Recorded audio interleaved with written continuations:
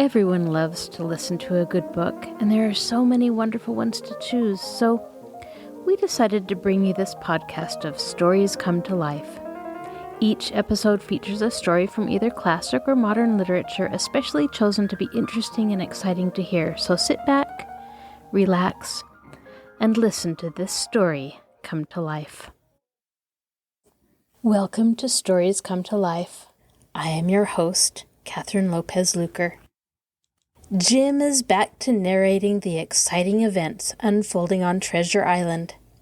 In chapters 19, 20, and 21, we find Jim, the doctor, the squire, Captain Smollett, and several other good men defending the log house and stockade against the mutineers. Long John Silver, who has proclaimed himself captain of the pirates, comes to the stockade for a parley. But his terms are ridiculous.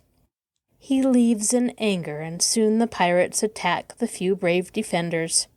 Musket shots ring through the island. Now sit back, relax, and listen to this story come to life. Treasure Island, Chapter 19. Narrative resumed by Jim Hawkins. The garrison in the stockade. As soon as Ben Gunn saw the colors, he came to a halt, stopped me by the arm, and sat down. "Now," he said, "there's your friends, sure enough." "Far more likely it's the mutineers," I answered. "That?" he cried. "Why, in a place like this, where nobody puts in but gentlemen of fortune, Silver would fly the Jolly Roger. You don't make no doubt of that. No, that's your friends. There's been blows, too, and I reckon your friends has had the best of it. And here they are ashore in the old stockade as was made years and years ago by Flint. Ah, he was the man to have a headpiece, was Flint. Barring rum, his match were never seen. He were afraid of none, not he. Only Silver. Silver was that genteel." "Well," said I, "that may be so, and so be it. All the more reason that I should hurry on and join my friends." "Nay, mate," returned Ben, "not you. You're a good boy, or I'm mistook. But you're only a boy, all told. Now, Ben Gunn is fly. Rum wouldn't bring me there, where you're going. Not rum wouldn't. Till I see you're born gentleman, and gets it on his word of honor. And you won't forget my words. A precious sight, that's what you'll say, a precious sight more confidence, and then nips him." And he pinched me the third time with the same air of cleverness. "And when Ben Gunn is wanted, you'll know where to find him, Jim. Just where you found him today. And him that comes is to have a white thing in his hand, and he's to come alone. Oh, and you'll say this, Ben Gunn, says you, has reasons of his own." "Well," said I believe I understand. You have something to propose, and you wish to see the squire or the doctor, and you're to be found where I found you. Is that all?" "And when?" says you, he added. "Why, from about noon observation to about 6 bells." "Good," said I. "And now may I go?" "You won't forget?" he inquired anxiously. "Precious sight and reasons of his own, says you. Reasons of his own. That's the mainstay is between man and man. Well then," still holding me, "I reckon you can go, Jim. And, Jim, if you was to see Silver, you wouldn't go for to sell Ben Gunn. Wild horses wouldn't draw it from you. No, says you, and if them pirates camp ashore, Jim, what do you say but there'd be widders in the mornin'?" Here he was interrupted by a loud report, and a cannonball came tearing through the trees and pitched in the sand, not 100 yards from where we two were talking. The next moment, each of us had taken to his heels in a different direction. For a good hour to come, frequent reports shook the island, and balls kept crashing through the woods. I moved from hiding place to hiding place, always pursued, or so it seemed to me, by these terrifying missiles. But towards the end of the bombardment, Though I still durst not venture in the direction of the stockade where the balls fell oftenest, I had begun in a manner to pluck up my heart again, and after a long detour to the east, crept down among the shoreside trees. The sun had just set. The sea breeze was rustling and tumbling in the woods, and ruffling the grey surface of the anchorage. The tide, too, was far out, and great tracts of sand lay uncovered. The air, after the heat of the day, chilled me through my jacket. The Hispaniola still lay where she had anchored, but sure enough, there was the Jolly Roger, the black flag of piracy, flying from her peak. Even as I looked, there came another red flash and another report that sent the echoes clattering, and one more round shot whistled through the air. It was the last of the cannonade. I lay for some time watching the bustle which succeeded the attack. Men were demolishing something with axes on the beach near the stockade. The poor jolly boat, I afterwards discovered. Away near the mouth of the river, a great fire was glowing among the trees, and between that point and the ship, one of the gigs kept coming and going. The men, whom I had seen so gloomy, shouting at the oars like children, but there was a sound in their voices which suggested rum. At length I thought I might return towards the stockade. I was pretty far down on the low sandy spit that encloses the anchorage to the east, and is joined at half-water to Skeleton Island, and now as I rose to my feet, I saw, some distance further down the spit, and rising from among low bushes, an isolated rock, pretty high and peculiarly white in colour. It occurred to me that this might be the white rock of which Ben Gunn had spoken, and that some day or other a boat might be wanted, and I should know where to look for one. Then I skirted among the woods until I had regained the rear or shoreward side of the stockade, and was soon warmly welcomed by the faithful party. I had soon told my story, and began to look about me. The log house was made of unsquared trunks of pine, roof, walls, and floor. The latter stood in several places as much as a foot or a foot and a half above the surface of the sand. There was a porch at the door, and under this porch the little spring welled up into an artificial basin of a rather odd kind, no other than a great ship's kettle of iron, with the bottom knocked out and sunk to her bearings, as the captain said, among the sand. Little had been left beside the framework of the house, but in one corner there was a stone slab laid down by way of hearth, and an old rusty iron basket to contain the fire. The slopes of the knoll and all inside of the stockade had been cleared of timber to build the house, and we could see by the stumps what a fine and lofty grove had been destroyed. Most of the soil had been washed away or buried in drift after the removal of the trees. Only where the streamlet ran down from the kettle, a thick bed of moss and some ferns, and very little creeping bushes were still green among the sand. Very close around the stockade, too close for defence, they said, the wood still flourished high and dense, all of fir on the land side, but towards the sea with a large admixture of live oaks. The cold evening breeze of which I have spoken whistled through every chink of the rude building, and sprinkled the floor with a continual rain of fine sand.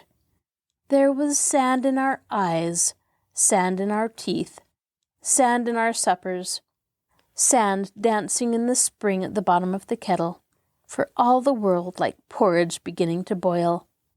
Our chimney was a square hole in the roof. It was but a little part of the smoke that found its way out, and the rest eddied about the house and kept us coughing and piping the eye. Add to this that Gray, the new man, had his face tied up in a bandage for a cut he had got in breaking away from the mutineers, and that poor old Tom Redruth, still unburied, lay along the wall, stiff and stark, under the Union Jack. If we had been allowed to sit idle, we should all have fallen in the blues, But Captain Smollett was never the man for that. All hands were called up before him, and he divided us into watches. The doctor and Gray and I for one, the squire, Hunter, and Joyce for the other. Tired though we all were, 2 were sent out for firewood. 2 more were set to dig a grave for Redruth. The doctor was named cook. I was put sentry at the door, and the captain himself went from one to another, keeping up our spirits and lending a hand whenever it was wanted.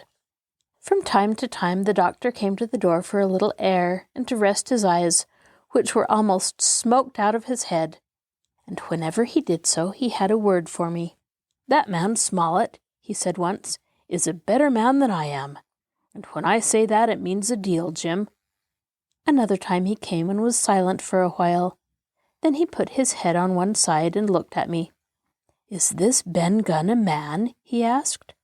"I do not know, sir," said I. "I am not very sure whether he's sane." "If there's any doubt about the matter, he is," returned the doctor. "A man who has been 3 years biting his nails on a desert island, Jim, can't expect to appear as sane as you or me. It doesn't lie in human nature." "Was it cheese you said he had a fancy for?" "Yes, sir, cheese," I answered. "Well, Jim," says he, "just see the good that comes of being dainty in your food. You've seen my snuff-box, haven't you? And you never saw me take snuff.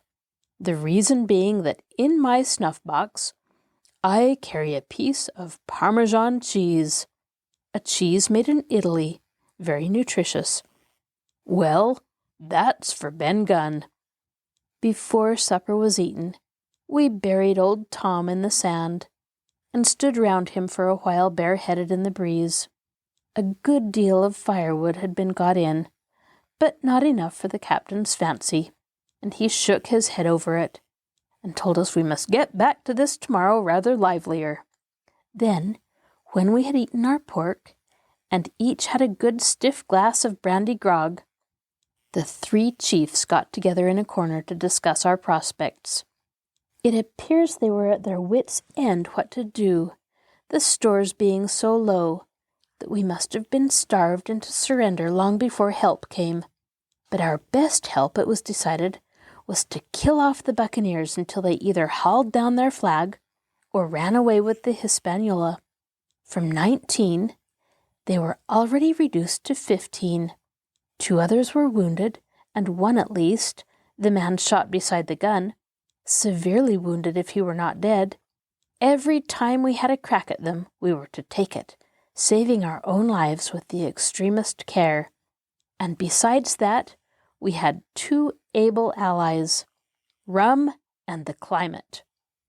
As for the first, though we were about half a mile away, we could hear them roaring and singing late into the night. And as for the second, the doctor staked his wig that camped where they were in the marsh and unprovided with remedies, the half of them would be on their backs before a week. "So," he added, "if we are not all shot down first, they'll be glad to be packing in the schooner. It's always a ship, and they can get to buccaneering again, I suppose." "First ship that I ever lost," said Captain Smollett. I was dead tired, as you may fancy, and when I got to sleep, which was not until after a great deal of tossing, I slept like a log of wood. The rest had long been up and had already breakfasted and increased the pile of firewood by about half as much again, when I was awakened by a bustle and the sound of voices. "Flag of truce," I heard someone say, and then immediately after, with a cry of surprise, "Silver himself!" And at that up I jumped, and rubbing my eyes, ran to a loophole in the wall. Chapter 20. Silver's Embassy. Sure enough, there were 2 men just outside the stockade, one of them waving a white cloth, the other, no less a person than Silver himself, standing placidly by. It was still quite early, and the coldest morning that I think I ever was abroad in, a chill that pierced into the marrow. The sky was bright and cloudless overhead, and the tops of the trees shone rosily in the sun. But where Silver stood with his lieutenant, all was still in shadow, and they waded knee-deep in the low, white vapor that had crawled during the night out of the morass. The chill and the vapor taken together told a poor tale of the island. It was plainly a damp, feverish, unhealthy spot. "Keep indoors, men," said the captain. 10 to 1, this is a trick. Then he hailed the buccaneer. "Who goes? Stand or we fire." "Flag of truce," cried Silver. The captain was in the porch, keeping himself carefully out of the way of a treacherous shot, should any be intended. He turned and spoke to us. "Doctor's watch on the lookout. Dr. Livesey, take the north side if you please. Jim the east. Gray west. The watch below. All hands to load muskets. Lively men and careful." And then he turned again to the mutineers. "And what do you want with your flag of truce?" he cried. This time it was the other man who replied. "Captain Silver, sir, to come on board and make terms," he shouted. "Captain Silver, don't know him. Who's he?" cried the captain. And we could hear him adding to himself, "Captain, is it? My heart, and here's promotion." Long John answered for himself. "Me, sir. These poor lads have chosen me captain, after your desertion, sir," laying a particular emphasis upon the word desertion. "We're willing to submit if we can. Come to terms and no bones about it. All I ask is your word, Captain Smollett, to let me safe and sound out of this here stockade, and 1 minute to get out a shot before a gun is fired." "My man," said Captain Smollett, "I have not the slightest desire to talk to you. If you wish to talk to me, you can come, that's all. If there's any treachery, it'll be on your side, and the Lord help you." "That's enough, Captain," shouted Long John cheerily. "A word from you is enough. I know a gentleman, and you may lay to that." We could see the man who carried the flag of truce attempting to hold Silver back. Nor was that wonderful, seeing how cavalier had been the captain's answer. But Silver laughed at him aloud and slapped him on the back as if the idea of alarm had been absurd. Then he advanced to the stockade, threw over his crutch, got a leg up, and with great vigor and skill succeeded in surmounting the fence and dropping safely to the other side.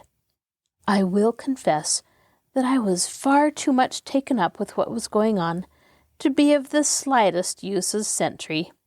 Indeed, I had already deserted my eastern loophole and crept up behind the captain, who had now seated himself on the threshold, with his elbows on his knees, his head in his hands, and his eyes fixed on the water as it bubbled out of the old iron kettle in the sand.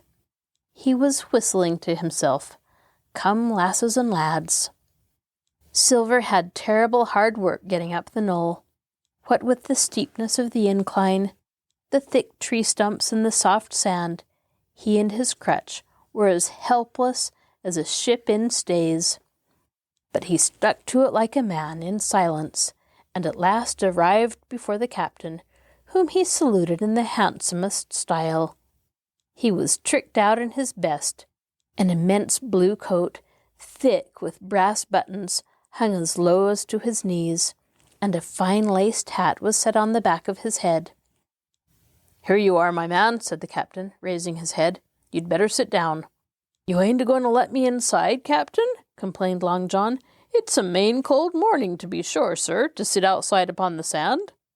"Why, Silver," said the captain, "if you had pleased to be an honest man, you might have been sitting in your galley. It's your own doing.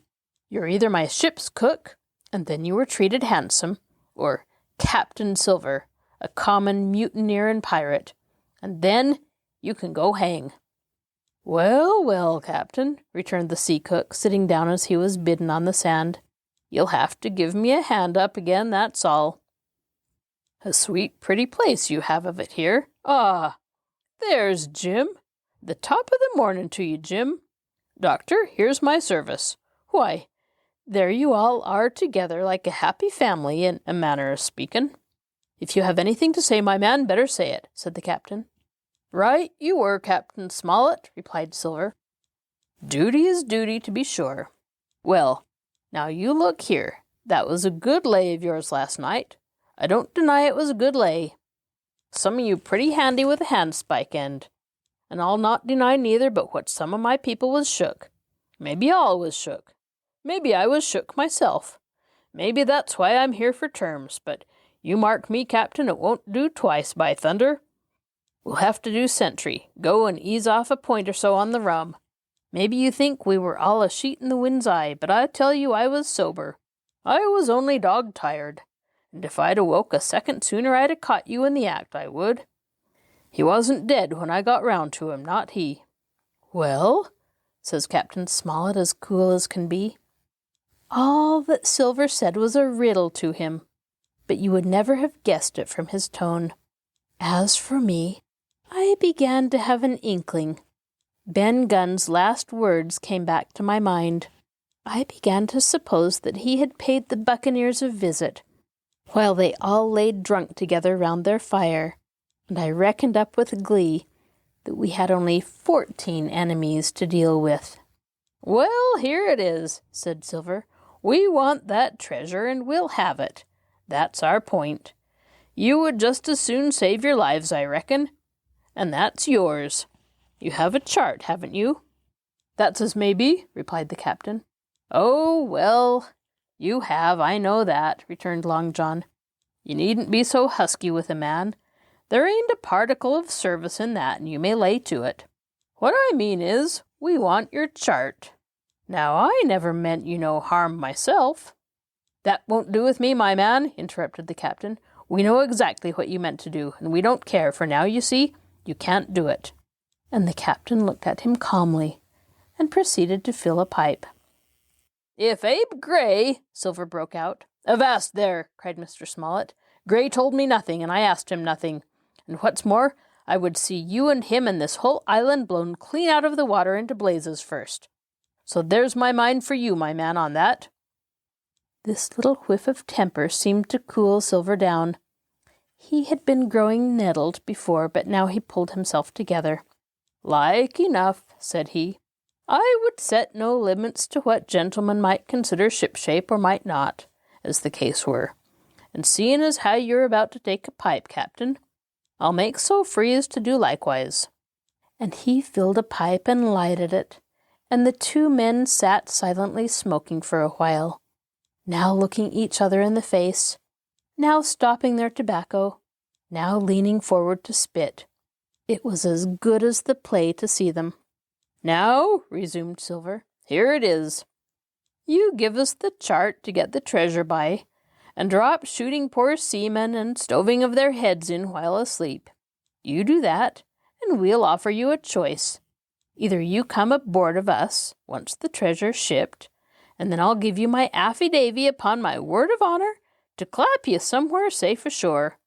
Or if that ain't to your fancy, some of my hands being rough and having old scores on account of hazing, then you can stay here, you can. We'll divide stores with you, man for man, and I'll give my affidavy as before to speak the first ship I sight, and send 'em here to pick you up. Now you'll own that's talkin'.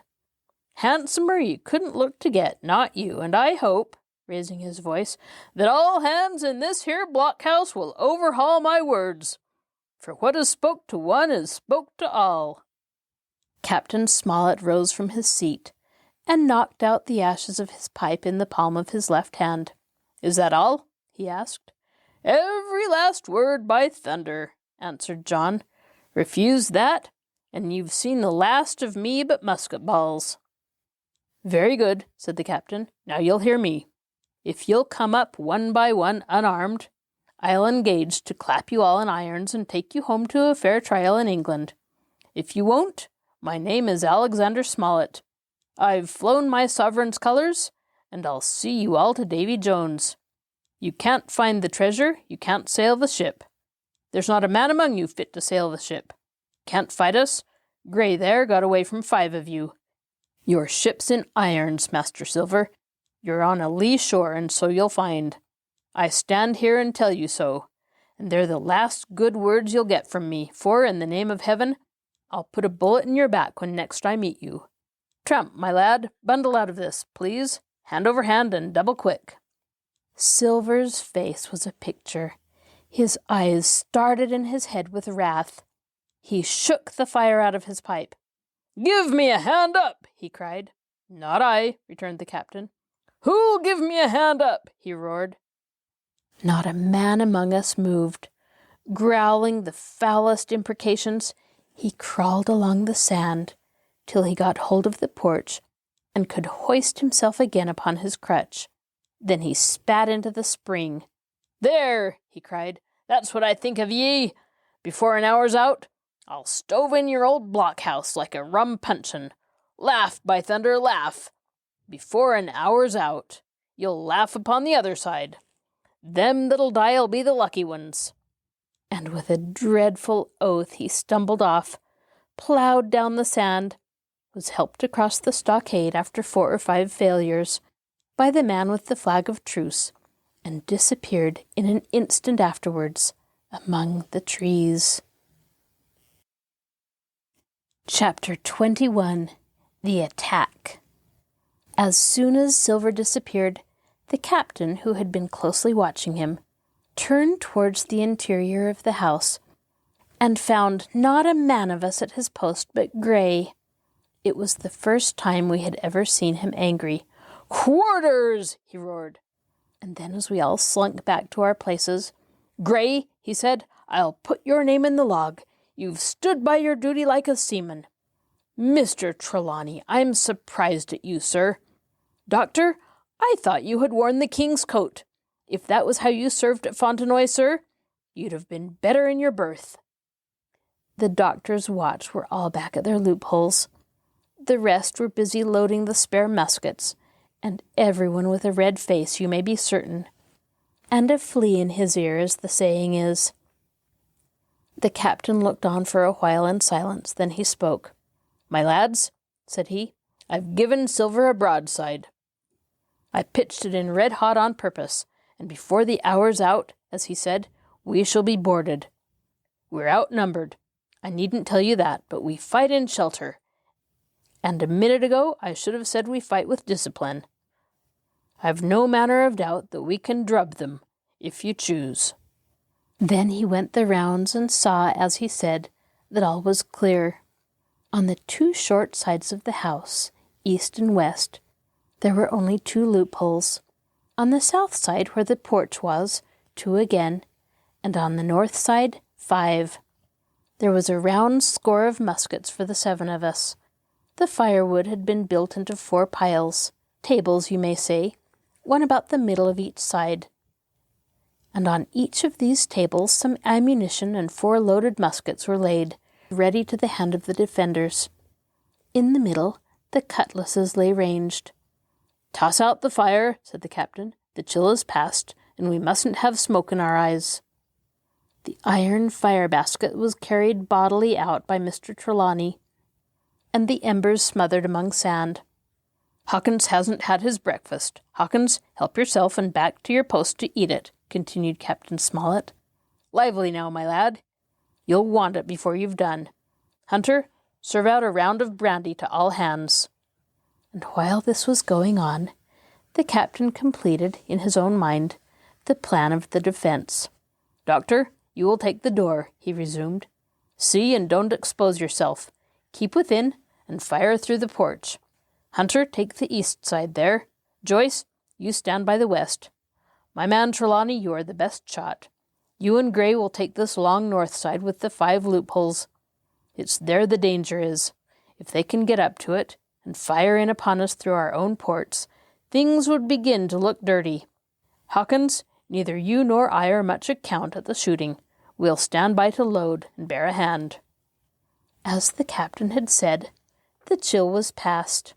As soon as the sun had climbed above our girdle of trees, it fell with all its force upon the clearing, and drank up the vapors at a draught. Soon the sand was baking, and the resin melting in the logs of the blockhouse. Jackets and coats were flung aside, shirts thrown open at the neck and rolled up to the shoulders, and we stood there, each at his post, in a fever of heat and anxiety. An hour passed away. "Hang them," said the captain. "This is as dull as the doldrums. Gray, whistle for a wind." And just at that moment came the first news of the attack. "If you please, sir," said Joyce, "if I see anyone, am I to fire?" "I told you so," cried the captain. "Thank you, sir," returned Joyce with the same quiet civility. Nothing followed for a time, but the remark had set us all on the alert. Straining ears and eyes, the musketeers with their pieces balanced in their hands, the captain out in the middle of the blockhouse, with his mouth very tight and a frown on his face. So some seconds passed, till suddenly Joyce whipped up his musket and fired. The report had scarcely died away, ere it was repeated and repeated from without in a scattering volley, shot behind shot, like a string of geese, from every side of the enclosure. Several bullets struck the log-house, but not one entered, and as the smoke cleared away and vanished, the stockade and the woods around it looked as quiet and empty as before. Not a bough waved. Not the gleam of a musket barrel betrayed the presence of our foes. "Did you hit your man?" asked the captain. "No, sir," replied Joyce. "I believe not, sir." "Next best thing to tell the truth," muttered Captain Smollett. "Load his gun, Hawkins.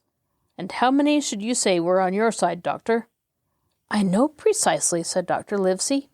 3 shots were fired on this side. I saw the 3 flashes, 2 close together, 1 farther to the west. 3, repeated the captain. "And how many on yours, Mr. Trelawney?" But this was not so easily answered. There had come many from the north, 7 by the squire's computation, 8 or 9 according to Gray. From the east and west, only a single shot had been fired. It was plain, therefore, that the attack would be developed from the north, and that on the other 3 sides we were only to be annoyed by a show of hostilities. But Captain Smollett made no change in his arrangements. If the mutineers succeeded in crossing the stockade, he argued, they would take possession of any unprotected loophole and shoot us down like rats in our own stronghold. Nor had we much time left to us for thought. Suddenly, with a loud huzzah, a little cloud of pirates leaped from the woods on the north side and ran straight on the stockade. At the same moment, the fire was once more opened from the woods, and a rifle ball sang through the doorway and knocked the doctor's musket into bits. The boarders swarmed over the fence like monkeys. Squire and Gray fired again and yet again. 3 men fell, 1 forwards into the enclosure, 2 back on the outside. But of these, 1 was evidently more frightened than hurt, for he was on his feet again in a crack and instantly disappeared among the trees. 2 had bit the dust, 1 had fled. 4 had made good their footing inside our defences, while from the shelter of the woods 7 or 8 men, each evidently supplied with several muskets, kept up a hot, though useless fire on the log house. The 4 who had boarded made straight before them for the building, shouting as they ran, and the men among the trees shouted back to encourage them. Several shots were fired, but such was the hurry of the marksmen that not one appeared to have taken effect. In a moment, the 4 pirates had swarmed up the mound and were upon us. The head of Job Anderson, the boatswain, appeared at the middle loophole. "At 'em, all hands, he roared in a voice of thunder. At the same moment, another pirate grasped Hunter's musket by the muzzle, wrenched it from his hands, plucked it through the loophole, and with one stunning blow laid the poor fellow senseless on the floor. Meanwhile, a 3rd, running unharmed all round the house, appeared suddenly in the doorway, and fell with his cutlass on the doctor. Our position was utterly reversed. A moment since we were firing under cover at an exposed enemy. Now it was we who lay uncovered and could not return a blow. The log house was full of smoke, to which we owed our comparative safety. Cries and confusions, The flashes and reports of pistol shots, and one loud groan rang in my ears. "Out, lads, and fight 'em in the open! Cutlasses!" cried the captain. I snatched a cutlass from the pile, and someone at the same time snatching another gave me a cut across the knuckles which I hardly felt. I dashed out of the door into the clear sunshine. Someone was in close pursuit, I knew not whom. Right in front, the doctor was pursuing his assailant down the hill, and just as my eyes fell upon him, beat down his guard, and sent him sprawling on his back with a great slash across the face. "Round the house, lads! Round the house!" cried the captain, and even in the hurly-burly, I perceived a change in his voice. Mechanically I obeyed, turned eastwards, and with my cutlass raised, ran round the corner of the house. Next moment, I was face to face with Anderson. He roared aloud, and his hanger went up above his head, flashing in the sunlight. I had not time to be afraid, but as the blow still hung impending, leaped in a trice upon one side, and missing my foot in the soft sand, rolled headlong down the slope. When I had first sallied from the door, the other mutineers had been already swarming up the palisade to make an end of us. One man, in a red nightcap and with his cutlass in his mouth, had even got upon the top and thrown a leg across. Well, so short had been the interval that when I found my feet again, all was in the same position.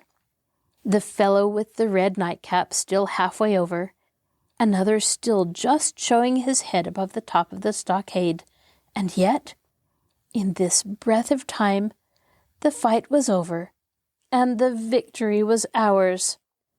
Gray, following close behind me, had cut down the big boatswain ere he had time to recover from his lost blow. Another had been shot at a loophole in the very act of firing into the house, and now lay in agony, the pistol still smoking in his hand. A third, as I had seen, the doctor had disposed of at a blow. Of the 4 who had scaled the palisade, only one remained unaccounted for, and he, having left his cutlass on the field, was now clambering out again with the fear of death upon him. "Fire! Fire! Fire from the house!" cried the doctor. "And you, lads, back into cover." But his words were unheeded. No shot was fired, and the last boarder made good his escape, and disappeared with the rest into the wood. In 3 seconds, nothing remained of the attacking party but the 5 who had fallen, 4 on the inside, and 1 on the outside of the palisade. The doctor and Gray and I ran full speed for shelter. The survivors would soon be back where they had left their muskets, and at any moment the fire might recommence.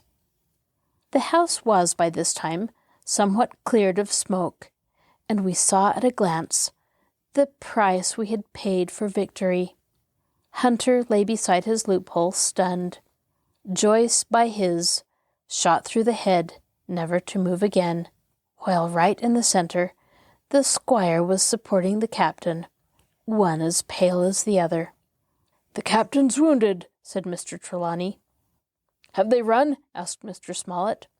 "All that could, you may be bound," returned the doctor, "but there's 5 of them will never run again." "5!" cried the captain. "Come, that's better. 5 against 3 leaves us 4 to 9. That's better odds than we had at starting. We were 7 to 19 then, or thought we were, and that's as bad to bear." The mutineers were soon only 8 in number, for the man shot by Mr. Trelawney on board the schooner died that same evening of his wound, but this was, of course, not known till after by the faithful party. This is your host, Kathryn Lopez Luker. Thank you for joining us for this episode of Stories Come to Life. Be sure to join us next time when we continue to listen to Treasure Island. Please share this link with your family and friends so that everyone can listen to this amazing tale. I'll talk to you again soon.